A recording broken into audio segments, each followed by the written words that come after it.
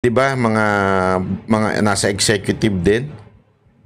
Huwag na tayo magloka ng independent. Ay na naman, alam mo itong gobyerno to, budol talaga itong gobyerno to, napakasinungaling. Ito ang gobyernong pinakasinungaling sa sinungaling talaga. Sasabihin na naman nila, hindi kami makikialam sa AMLAC. Sino niloko ninyo? Body na nag-utos sa kanila, sino yun? ICC.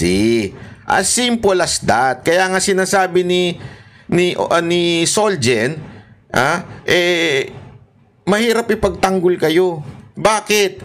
Kasi nga, hindi na tayo parte ng ICC. Itin mo fake news. Bakit hindi mo sitahin? Ha, Claire? Ikaw, Claire. Ang daldal mo, di ba? Balakatak yung bunganga mo eh. Bakit hindi mo punahin ito mga to? Di ba naghahanap kayo ng fake news? Ayun, sampal na sa mukha ninyo yung mga fake news, di nyo sitahin. Bakit? Kasi ginagamit ninyo. Ginagamit nyo yung kwento na script na maraming namatay sa EJK. Yung pala, puro fabricated. Ang inan nyo, no? Nakakainis. Sorry nakakabuisit eh. Patulog na ako.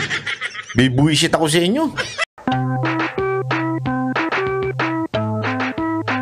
Itong Malacanang at saka itong si Solgen. Kasi itong nakaraang araw, mga kababayan, sumagot po si Solgen.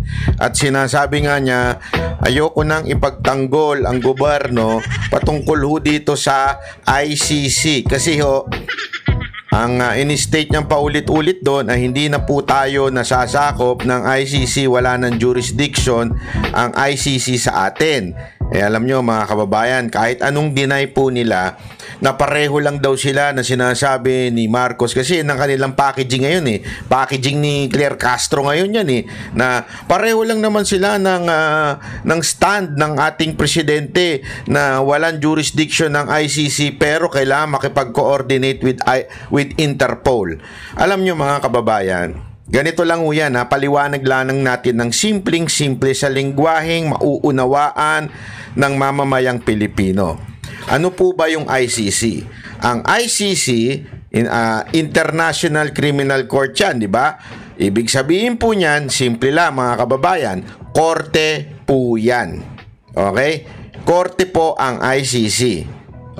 Sa madaling salita, sila po ang pinanggagalingan ng warrant, sila po ang nag-uutos, sila po ang nagdi-decide. Korte. Ang Interpol naman, since kailangan mo ng international police, etong international court, kailangan ng international implementor o mag-execute ng kanilang utos, kaya yung Interpol. Okay? Pero gayunpaman, without the Interpol, hindi pwedeng gumalaw ng sarili without the ICC, hindi pwedeng gumalaw ng sarili ang Interpol.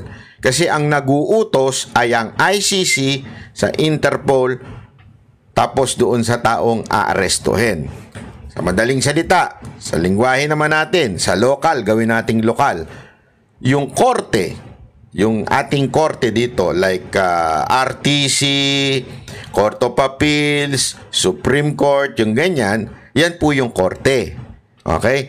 Ang pulis, hindi pwedeng basta-basta manghuli yan unless may ginagawang hindi tama. O ibig sabihin, merong ginagawa yung isang tao na krimen, doon lang pwedeng hulihin. Pero hindi ka pwedeng hulihin laang ng isang pulis at sabihin sa'yo, huli ka kasi gusto namin. Hindi pwede yun. Kailangan ang authority niya nanggagaling sa court. So everything that happens o gagawin ng pulis, dapat nanggagaling sa korte. Kuwari, implement yung warrant. O ito yung warrant. So, kunwari, itong pulis naman, pupunta doon, isa-serve yung warrant. Hindi pwedeng sasabihin ng pulis, sandali, gusto namin saliksikin din yan. Gusto rin namin halughugin yung lugar ninyo. So, kami na magdidesisyon. Hindi si Torre lang ganun. Pero, hindi talaga ganun dapat. Okay? Dapat po lahat ng gagaling sa utos ng korte. The authority of the court. Ganun lang kasimple yun. Korte, PNP o kung sino mga armed body na mag-execute noon, pwedeng NBI, o eto po yun ang papel niya. Sa international concept naman, ICC, Interpol, yung aanuhin. Kaya yung palusot nilang paulit-ulit na sinasabi nilang hindi naman kami sumusunod sa ICC kasi walang jurisdiction. Tama naman yung sinabi. Pero kami ay sumunod sa Interpol. Malaki yung katarantaduhan po yun. Bakit kanyo? Yung Interpol, ano ba ang ini-implement niya? Ang ini-implement niya ay yung utos ng ICC. So he is following the order of the ICC. Questionable pa nga yan kasi sabi nga dyan questionable dahil wala naman daw po talagang warrant at wala rin pong red notice. So ibig sabihin medyo questionable na nga. Pero let's assume na meron sila. Ibig sabihin the authority of the Interpol comes from the ICC. So hindi mo pwedeng sasabihin na hindi kami susunod sa ICC pero susunod kami sa Interpol. Anong authority ng Interpol makialam sa atin? 'Di ba? Kung walang body na nag-utos sa kanila, sino 'yun? ICC. As simple as that. Kaya nga sinasabi ni Solgen, mahirap ipagtanggol kayo. Bakit? Kasi nga hindi na tayo parte ng ICC. That is my stand. Hindi na tayo parte ng ICC, therefore I conclude, hindi ko pwedeng ipagtanggol yung alam kong tama naman yung kalaban o tama naman yung kabilang side. Yun yung sinasabi. Kaya lang, syempre, ito si Claire Castro, kilala nyo naman itong tanso vlogger na ito wag natin tawagin vlogger, tanso vlogger, kasi malaki yung pinagkaiba ng vlogger na Duterte supporter May utak po mga Duterte supporter. Ang mga tanso vlogger, kahit mali, ipipilit ang tama. Yan ang mga tanso vlogger. Panoorin natin ito para mas maunawaan natin yung balita kasi nawiwindang na po sila dito. Sa sobrang nawiwindang nan sila, nilalaglag na po nila si Solgen. Kulang na lang talaga sabihin mag-resign ka na kasi wala kang... Kasi ito ang senaryo nito, ito yung tinatawag na medyo chessmate. Bakit kanyo? Kasi nga, sabi ni Solgen, nasa bahala ng presidente kung ako'y sisisante niya o ifa-fire niya. Pero at the same time, itong tagapagsalita ng Malacanang, napakakapal talaga ng muka. Itong tagapagsalita ng Malacanang, iba ang tinig. Diba? Iba ang salita, iba ang buka ng bibig. O dapat, ang sagot ba naman niya, i-assess mo sa sarili mo. Kung dapat ka na talaga mag-resign. Diba? Yan ang sinasabi niya. Wala na sa hulog talaga itong aling to Panoorin natin to Pinaubayan na raw ni Solicitor General Menardo Guevara kay Pangulong Bongbong Marcos kung dapat pa ba siyang manatili sa pwesto. Kasunod yan ang pagtanggi ni Guevara na depensahan ang posisyon ng gobyerno sa pag-aresto kay Duterte. Nasa frontline na balitang yan si Maricel Halili. Si Solicitor General Menardo Guevara raw mismo ang dapat tumimbang kung nararapat pa ba siyang manatili sa Office of the Solicitor General. Ito ang sinabi ni Palace Press Officer Undersecretary Claire Castro nang tanungin kung papalitan ba sa pwesto si Guevara. Matapos magpadala ng manifestation ng OSG sa Korte Suprema kung saan tumanggi si Guevara na maging abogado o bahagi ng pagdinig tungkol sa consolidated petition na habeas corpus na inihain ni Mayor Baste, Congressman Pulong at Kitty Duterte. Kaugnayan ang umano'y iligal na pag-aresto sa kanilang amang si dating Pangulong Rodrigo Duterte. Si Guevara ay naging kalihim ng Department of Justice sa ilalim ng Duterte administration. Sabi ngayon ng Malacanang, siguro po mas maganda po kung mismo si Solgen ang mag-assess sa sarili niya kung siya pa po ba ay nararapat na tumayo bilang Solicitor General. Grabe, no? Yan, makikita mo talaga na wala sa hulog tong aling to. Wala sa hulog to. Wala. Unless, Mr. Marcos, inutusan mo itong alin to na yan ang sabihin. Kasi kung ako, hindi dapat tayo nagsasalita ng ganyan Hindi ko siya dapat kasi, remember, ang sabi nga nila, di ba, mga secretary, like itong si Solgen, yan po ay sila po ay nagtatrabaho sa pleasure of the president. Ibig sabihin, walang ibang dahilan para mag-stay yan kung hindi yan gusto ng presidente. Okay? Napakalinaw po nun. Pero itong alin to, abay pinag-iisip niya pa yung tao na sinasabi niya, mag-i-assess mo kung kailangan mo nang mag-resign. Kailan ka pa naging presidente? Baka naman gusto mo nang palitan si Lisa Marcos. Di ba? Gago! Kasi may sarili kang may sarili kang tono, ika nga. Yung iba chorus na, ikaw nasa stanza ka pa lang. Ganun ang tono mo eh. Tagapagsalita ka, hindi ka tagapag-opinion. Magkaiba yun, te. Ha?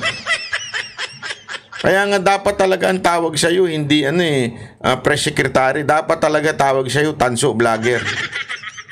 O attack dog ng Malacanang. Kasi ito nga ibig sabihin, ito kasing ginawa ni Solgen Guevara. Ano ho ito? Sampal ho talaga sa kanila ho ito. Kahit anong pagbalik-baliktarin mo, kahit magpalusot pa siya na magpalusot, ito si Claire, pinapalusot niya keso pareho lang daw sila ng stand. Si Solgen at saka si si Marcos ay pareho lang daw sila ng stand. Hindi ho pareho yun. Kasi si Marcos, inimplement niya yung utos ng ICC.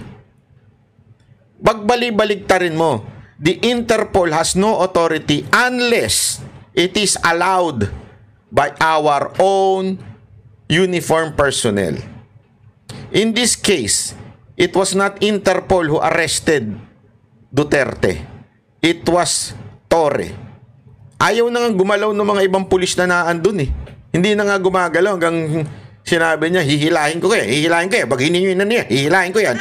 Hihilahin ko yan, hihilahin ko yan. Ibig sabihin, kumilos si Torre not because of the Interpol. Kumilos si Torre because he was commanded na kumilos. Kahit anong gawin yung palusot, aminin nyo na lang na ginusto nyo talagang mawala si Duterte sa Pilipinas because this is campaign season. And sa campaign season, malaking bagay ang presensya ni Pangulong Duterte. Alam nyo yan. Kaya sa inyo, alam mo, kung papansinin mo, bakit nila, naisip ko lang to, kung bakit nila inalaw na kahit alam nilang mali-mali, kahit inalaw nilang kung ano-ano, yung illegal na pagdukot kay Pangulong Duterte, kung bakit nila inalaw yun. Kasi it doesn't matter to them whether si Pangulong Duterte ay makonvict or hindi makonvict o mapalaya. It doesn't matter to them. What matters to them is hindi makaten si PRRD sa kampanya nitong 2025 election. Kasi remember, the main goal here, tandaan nyo ito mga kababayan, para mas nauunawaan ninyo yung buong picture. The main goal here is for Tambaluslos to continue the presidency of Marcos. How are they gonna do that? Nandyan na yan. Una, PI, sumuplak. Binanata ng taong bayan, bumagsak. Change ano sila? Change tactic. Ano change tactic nila? Ayuda, AYEX. Diba? Hanggang ngayon, nabubulilyaso yung Ayuda, AYEX dahil nga po sa napuna yung budget. Diba ho? Ganyan yan, ganyan. Ito lang para maunawa natin. And third, ma-impeach si BP Sara Duterte para walang kalaban si Tambaluslos sa 2028. Di ba po? So how are they gonna do that? Na hindi ma-impeach si BP Sara Duterte. It is ma-remove si Pangulong Duterte sa Pilipinas at para hindi siya makapanya. Pag hindi siya nakapangkampanya sa PDP slate, alam naman natin hindi ganun ang makinarya ng PDP. Kasi siyempre you are not the administration, so wala kang makinarya. Sa kanila, dito sa team ni Marcos, nandyan ang makinarya, nandyan ang AYEC, nandyan ang AKAP, lahat nandyan ang ayuda. Bawat attend ng mga tao may bigayang nagaganap. Kaya tingnan nyo yung itsura ng mga tao sa rally ng PDP, sa rally ng team rugby. 'Di ba? Sa team rugby, parang tulala yung mga tao. Parang, tagal naman nung bayad. Parang ganun eh. Diba?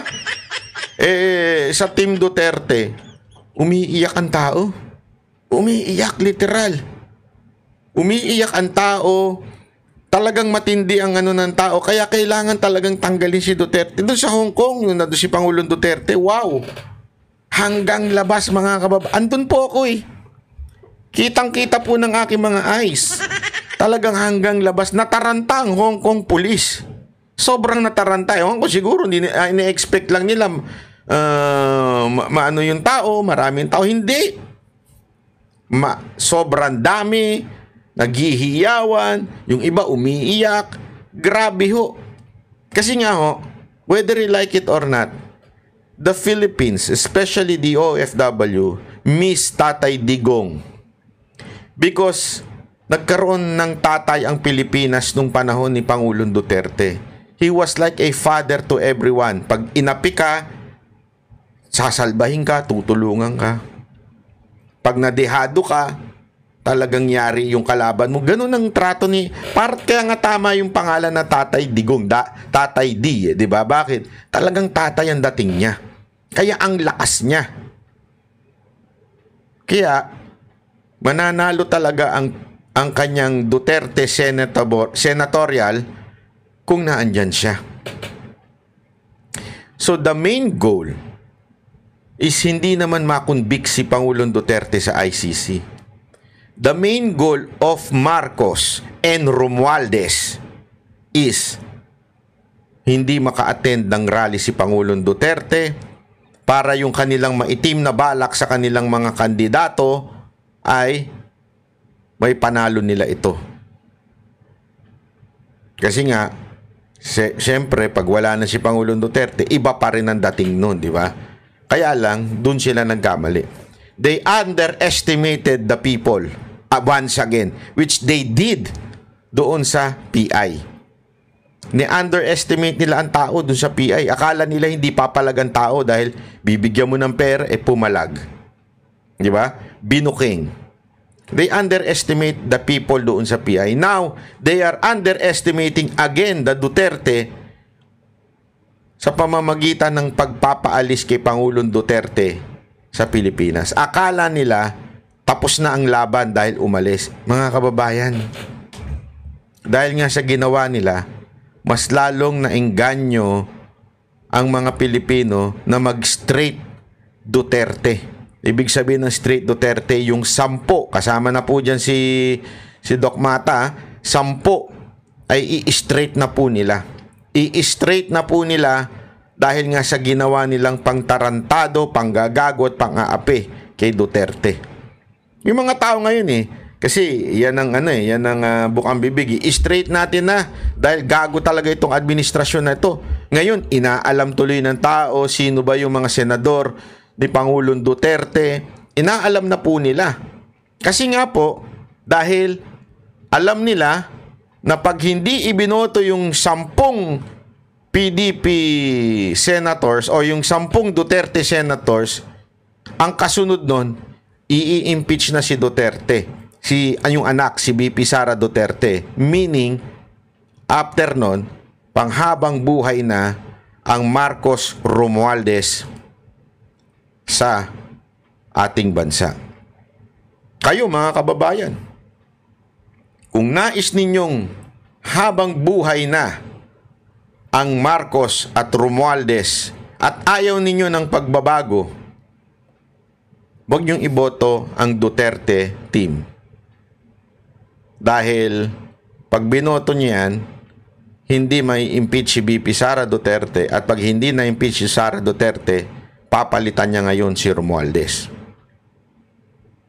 Diba? Kasi ngayon, kung mawala si BP Sara Duterte, definitely Romualdez ang bata niyan. Hindi yan magiging Tulfo. Kasi sinasabi na iba, meron daw third na si Raffy Tulfo. I don't think so. Kung kaya nga nilang gawin ito kay Sara, itong ginagawa nilang panggagago kay BP Sara Duterte, watch! after nilang maipatalsik si BP Sara as mapa-impeach, marami silang baon sa mga tulfo. Tingnan nyo. Tandaan nyo, yung Marcos Romualdez na yan ang pinaka-traidor sa bayan natin. Pinaka-traidor. Wala nang ibang tatraidor pa dito sa dalawang to. Yan, dalawa ho talaga na yan. Ang pinaka-tatraidor. Kung sino man. Sa kanila kasi, they want to live the happy life. Yung papolo-polo na lang, yung mga ganun, di ba? Gago! Pabili-bili ng mga eroplano. Hindi nila hahayaan na ibang humawak ng presidency. Hindi ho mananalo si Tulfo. Siguradong yayariin yan sa kalagitnaan kung natanggal na si BP Sara Duterte. Ang sunod niyan, Tulfo. Maniwala kayo sa akin. Ganyan ho sila katraidor. Sa manifestation, nakasaad na baka hindi maging epektibo ang OSG na maging kinatawan ng gobyerno sa kaso. Lalo't naniniwala raw ang tanggapan na walang jurisdiksyon ng ICC sa Pilipinas at gumagana ang judicial system sa bansa. Pero ayon kay Castro... Kita mo yan, ha? Alam mo mga kababayan, bakit hindi nabanggit ng OSG o si Solgen, hindi niya nabanggit yung Interpol? Kahit pilit na sinasaksak nitong babaeng to na Interpol. Etong walang alam na abogado. Wala talagang alam to. Boplax to. Mahina talaga kukote nito. Si Solgen, bakit niya sinasabing walang jurisdiction ang ICC at hindi niya sinasabing walang jurisdiction din ng Interpol? Why? Because the Interpol is not a court. The Interpol is parang hihingi lang ng tulong doon yung ICC. Kasi tandaan niyo, ang ICC, wala naman po yung police power. Ang police power lang po niyan ay kung sino yung police doon sa lugar na yon. At the same time, yung Interpol. Ngayon, naghanap ng palusot, itong lintik na gobyerno to, itong si Marcos at saka si Romualdez, naghanap ng palusot, na para kunwari, hindi sumusunod sa ICC pero susunod sa Interpol. That's bullshit, sabi nga ni Bato. That's bullshit. Hindi trabaho ng Interpol yan. Ang mag-utos, mag-implement ng warrant, hindi po. Trabaho yan ng local authority tapos ang pinakakinukuhanan ng authority niyan ay korte. And at this, itong circumstance na ito, ano po, ang ICC po. Kaya walang binanggit si Solgen dyan na Interpol. Hindi naman yan salungat sa posisyon ng Malacanang. Never did Solgen mention that he is against the cooperation of the government with the Interpol. So how could it be used against the government? Sa isang pahayag, iginiit ni Guevara na wala siyang anumang conflict of interest sa kaso. Hindi raw personal, kundi institutional ang pagtanggi ng OSG na maging bahagi ng kaso. Hindi rin daw mababago ang posisyon ng OSG dahil posisyon ito ng ating republika. Pinauubayan na raw ni Guevara kay Pangulong Bongbong Marcos kung pinagkakatiwalaan pa siya nito. Pero ayon sa Malacanang, may jurisdiksyon ng ICC sa Pilipinas bago mag-withdraw ang bansa noong 2019. Lumalabas na pasok dito ang mga pagpatay sa drug war. Nauna nang iginiit ni Attorney Salvador Panelo na walang bisa ang pag-anib ng Pilipinas sa ICC dahil hindi ito nailathala sa official gazette. Kung naniniwala kayo walang effect or hindi effective or hindi nag-take effect ang Rome Statute sa atin dahil walang publication, ba't kaya nga kayo nag-withdraw? Di ba dapat hindi na kayo nag-withdraw? Sa ngayon, wala pang utos para i-freeze ang assets ni dating Pangulong Rodrigo Duterte. Pero sakaling mangyari ito, ipagpapaubaya na raw ito ng Malacanang sa Anti-Money Laundering Council. Nagbabalita... Pero ang AMLAC po, sino po ba ang mga naan dyan? Di ba, mga nasa executive din? Huwag na tayo maglokohan ng independent. Alam mo itong gobyerno, itong budol talaga itong gobyerno, itong napakasinungaling. Ito ang gobyernong pinakasinungaling sa sinungaling talaga. Sasabihin na naman nila, hindi kami makikialam sa AMLAC. Sinong niloko ninyo? Sinong niloko ninyo? Hindi kayo makikialam sa AMLAC? Sinong niloko ninyo? Mga tao nyo rin yun nandun . Mga appointee rin ni Marcos ang mga nandyan eh. Tapos sasabihin, hindi kayo makikialam. Eh, yung AMLAC nga, pinakikialaman, pati yung ano ng mga vlogger eh. Diba ho? O napag-utusan siguro ni Romualdez yun. Ay, isang malaking katarantaduhan po itong mga ganitong pahayag ng Malacanang na walang kaya alam mo expected na yan. Ganyan na ganyan din ang ginawa kay Pastor Kibuloy, di ba? Isipin mo, ginawa nila ng paraan. Alam niyo ho ba na wala sa pangalan ni Pastor Kibuloy ang lahat ng pagmamay-ari ng Kingdom, yung KOJC? Wala sa kanya, hindi sa pangalan niya. May board of director po yan at hindi ho siya kasama ho doon. Ang naandyan yung mga direktor ho ng board of directors ng KOJC. Pero syempre, alam mo naman itong gobyerno to, parang wala nang batas na sinusunod. Kaya lahat gagawin talaga, ma-freeze lang yung asset ng KOJC.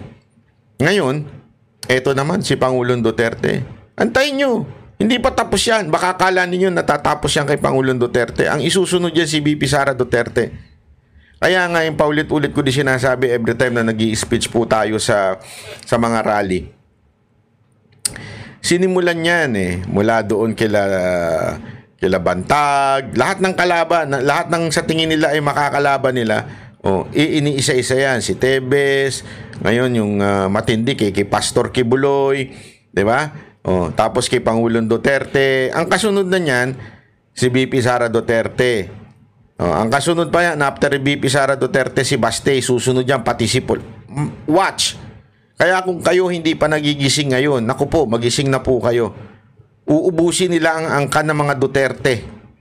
Para lang talagang may sa katuparan nila mga may itim na balak nila sa Pilipinas. Uubusin nila mga Duterte. Ganyan sila mag-fabricate Alam niyo yung fabrication nila ng mga lies. Katulad nito, nakikipagkuntsaba sila sa makakaliwa. Yan na nga matindi dito mga kababayan Kasi etong gobyerno to nakikipagkuntsaba sa kaliwa. Which is, 'di ba naalala nyo, ganyan din ang ginawa ni Cory Aquino. Kuntsabahan sa mga makakaliwa. Ngayon ganyan na nangyayari. Nakikipagkuntsabahan sila sa kaliwa para madiin ang mga Duterte. Bakit ko nasabi? Number 1, impeachment ni VP Sara Duterte. Sinong nagdiin ng todo-todo noon? Makakaliwa. Number 2, etong EJK, sinong namumuno dyan? Makakaliwa. Paano ko nasabi? Etong mga sinungaling nito, tingnan nyo kung gaano sila kasinungaling. Ganito sila kabudol. Labis na nasaktan ang isang pamilya ng yumaong individual matapos gamitin ng Bayan Europe ang litrato ng kanilang kaanak sa isang rally na iniuugnay umano sa extrajudicial killing. Samantala, pinuna naman ng kanyang kapitbahay si Aling Sheila matapos itong dumalo sa isang pagtitipon na may kinalaman sa EJK bitbit ang litrato ng yumaong anak. Si Jason Rubrico magbabalita. Hindi napigilan ng netizen na si Victoria Banal na punahin ang kanyang kapitbahay na si Aling Sheila matapos makita ang larawan nito sa isang event na may kaugnayan sa umano'y extrajudicial killings. Sa naturang pagtitipon, bit-bit ni Aling Sheila ang litrato ng kanyang anak na iniuugnay ang pagkamatay sa war on drugs, bagay na pinalagan ni Banal. Sa panayam ng SMNI News, iginiit ni Banal na taong 2024 nasawi ang anak ng kanyang kapitbahay. Wala, kilala ko to Anong EJT pinagsasasabi nito? Last year lang ito pinatay. Alam ko kasi nandito kami noon. Sinasama niyo yung issue na ito, for what? So ayan, 2024 pinatay. Pero may kasalanan si Duterte, anak ng Tucha. Gago! Buti na lang may pumalag na kapitbahay ni Aling Sheila. Aling Sheila! Anong ginagawa ninyo dyan? Ano binibit-bit-bit ninyo, Aling Sheila? Naku, Aling Sheila Ano to? Ayuda? Ayuda po ba ang kapalit niyan? Ayex? Mahiya naman po kayo, Aling Sheila. Yung kapitbahay ninyo si Aling Sheila nagkakalat sa social media. Ay nako. Aling Sheila, umayos ka. Unang-una, ikaw, si Alice, alam mo naman na hindi yan, part ng EJK. Dahil last year, again, inulit ko last year, June yan pinatay. Kinumpirma rin ng Jara Funeral Services sa isang Facebook post na pumanaw ang individual na nasa litrato noong June 2024. Tangina ninyong mga makakaliwa kayo. Tangina ninyo makakaliwa kayo. Ginamit nyo pa yung tao. Alam mo, patay na yung tao, binaboy nyo pa. Dapat idemanda kayo kasi merong batas tungkol dyan 'Di ba? Binaboy nyo pa yung tao, sasabihin nyo namatay dahil sa EJK, para nyo sinasabi meron pang kinalaman sa droga kaya pinatay yan. Tangina nyo talaga. So totoo lang, kayong mga makakaliwa at kayong gobyerno na nakikikuntsaba dito sa mga makakaliwa, ang sama ng ugali nyo, patay na, gaganyanin nyo pa. Diba? Ang sama talaga Ang ospital at naiulat ito sa Caloocan City Police. Binigyang diin ni Banal na wala siyang masamang intensyon sa kanyang pagsasalita laban kay Aling Sheila. Ngunit aniya, hindi rin tama na magpakalat ng fake news. Gusto ko lang ipaalam sa tao na we know the truth. Hindi yung totoo na victim yun ng EJK. Kasi I personally know the guy Kaya parang it's unfair naman for the Filipino people na ipagkalat nila na gano'n. I have to let everyone know na morning, alam ko. Which is true naman talaga. Magsusunod, hindi mo magkakapera dyan. Tama. Hindi naman napigilan ni Christine. Huwag kang magsinungaling kung hindi ka magkakapera. joke lang. Yun po ay isang figurative speech lang ni ate. Angonan ang kanyang pagkadismaya at matinding hinanakit. Yan ay matapos gamitin ng Bayan Europe ang larawan ng kanyang yumaong kapatid na si Aldrin Tangonan sa isang rally sa The Hague, Netherlands, at ilarawan itong biktima ng war on drugs. Una-una, sir, simply galit. Bakit, sir, bumabalik po ang alaala namin. Siyang gabing pinatay po si Aldrin, pinaslang na dahil lang po sa selos. Tanginan niya, no? Gago talaga itong mga itong makatae black na to, no? Namatay si ate dahil sa selos, hindi dahil sa droga. Gago talaga no? Sasabihin nyo, EJK. Ganyan katarantado itong mga komunista na to. Ganyan katarantado itong mga komunista na to. Kita namin ito sa TV, parang napakawalang iya nang gumamit ng gano'n na bakit nila ginamit si Aldrin na ganyan na hindi naman po totoo. Binigyang diin ni Christine ang katotohanan sa likod ng pagkamatay ng kanyang kapatid. Isang krimeng bunsod ng selos at hindi ng anumang operasyong may kinalaman sa iligal na droga. Dagdag pa niya, sa halip na babawasan ang sakit na kanilang dinadala, lalo lamang umanong nagpapabigat sa kanilang pagdadalamhati ang pagbaluktot sa katotohanan. Grabe, no? Kita nyo, ganyan kasama itong mga demonyo na to. At yan ang sinasakyan ng putang inang gobyerno na to.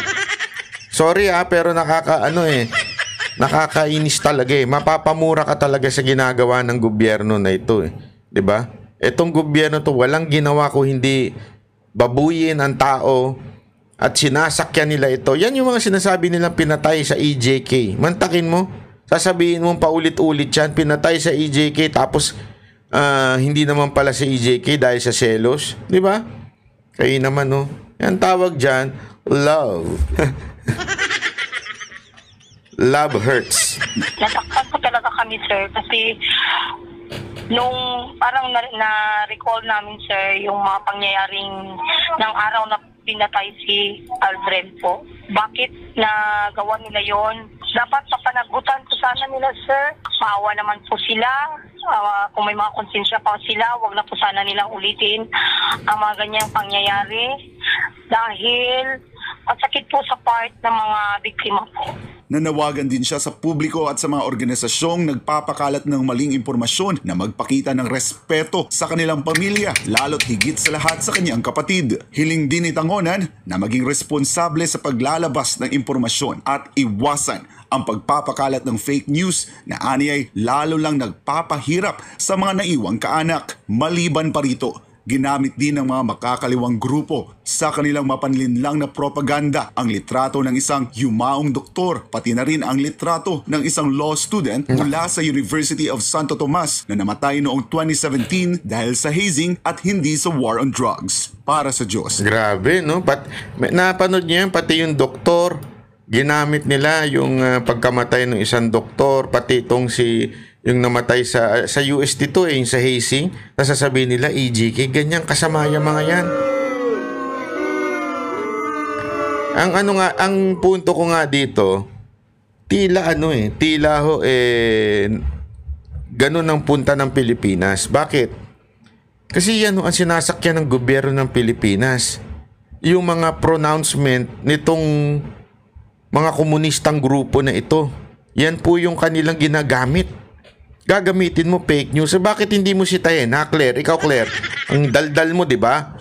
Balakatak yung bunganga mo eh. Bakit hindi mo punahin ito mga to? Di ba naghahanap kayo ng fake news? Ayun, sampal na sa mukha ninyo yung mga fake news, di nyo sitahin. Bakit? Kasi ginagamit ninyo. Ginagamit nyo yung kwento na script na maraming namatay sa EJK. Yung pala, puro fabricated. Ang inan niya no? Nakakainis. Sorry nakakabuisit eh. Patulog na ako. Bibuisit ako sa inyo. Na high blood ako sa inyo sa mga ginagawa ninyong ganyan.